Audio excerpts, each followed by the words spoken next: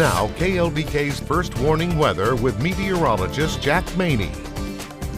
It's looking like we're going to have some more beautiful weather today, but we are going to start to see some changes as temperatures will continue to get warmer, and also the winds are going to get quite a bit stronger today than they were yesterday. Let's take a look outside from our tower cam to start out this morning. We are still dark. Sunrise is now almost at 8 o'clock in the morning, so we don't even see any hints of the sunrise anymore at this time of the morning. And also, it's very chilly outside with a 48-degree temperature, west winds of 7. Not going to be too terrible outside, but you definitely might want to take a jacket with you, especially if you're not a fan of cooler temperatures.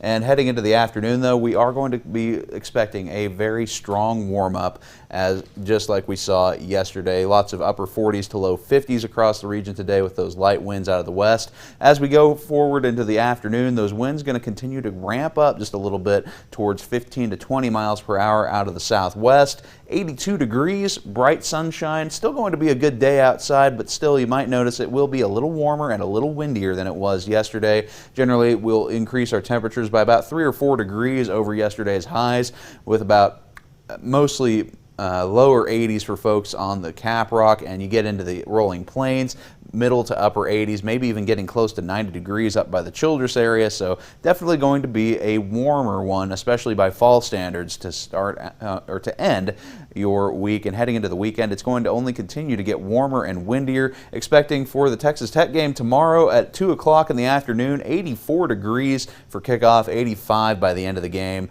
against West Virginia as we take them on there at the Jones tomorrow. Other than the winds continuing to get stronger, I don't think we're going to have any major issues that would cause any impediments to the game, but still you might wind up just with a little bit of a nuisance as far as the wind speeds go. And those winds are going to be the result of our next storm system diving in from the west coast. This is going to be shoving the jet stream way down to the south and nearly overhead. That's where all that wind is going to be coming from this weekend as this system approaches. And when it moves on by, things could get a little bit more interesting because the latest data that's been coming in has been continuing to trend with a stronger system that might actually be able to interact with a little bit of moisture, and so rain chances are looking a little bit better heading into next week with that strong cool down. Winds are definitely going to be up this weekend, though. You can see those wind gusts tomorrow or later tonight into tomorrow, 30 to 40 mile per hour gusts at times, especially into Sunday. It looks like